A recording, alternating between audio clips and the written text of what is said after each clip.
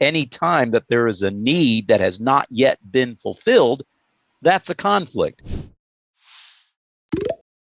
I'm interested in how you frame conflict in the domain of data and technology. What are some of the techniques that you can do that? Sure. That's a good question, Ken. Man, that is good. When you have in mind that you are going to tell a story with data, when you also have in mind that the person who's your audience or the people who are your audience, okay, are going to have some sort of decision to make as a result of whatever it is that you've presented.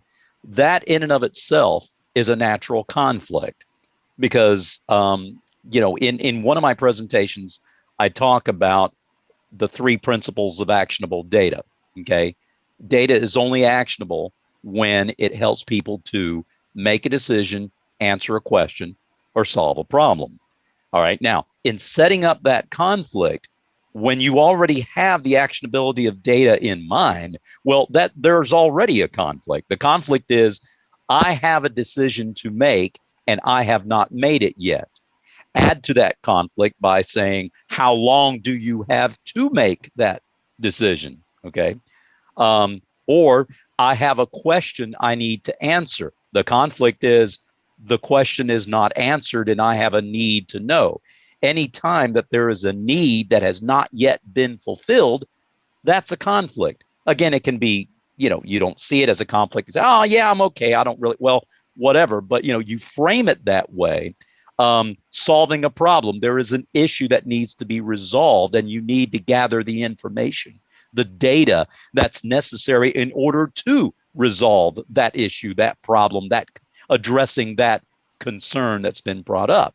That is a conflict too.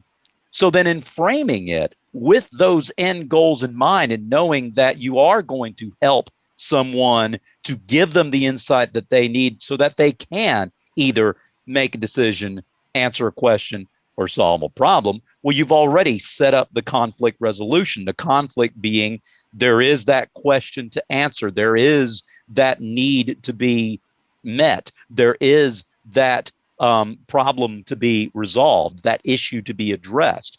And so, therefore, the conflict is the difference between where you are now and where you want to be and where you've got to be is when you present the data, when you present the solution, when you present the trend analysis, whatever the case, then you have presented it both in an instructional way, in a visually compelling way, and with the end goal in mind of helping that person get to that point where that decision can be made, the question can be answered, the problem can be resolved, the issue and concern, or concerns plural, can be addressed. Every one of those is a form of conflict, which you then resolve by providing the answer to the question, the solution to the problem, and the fulfillment of the need.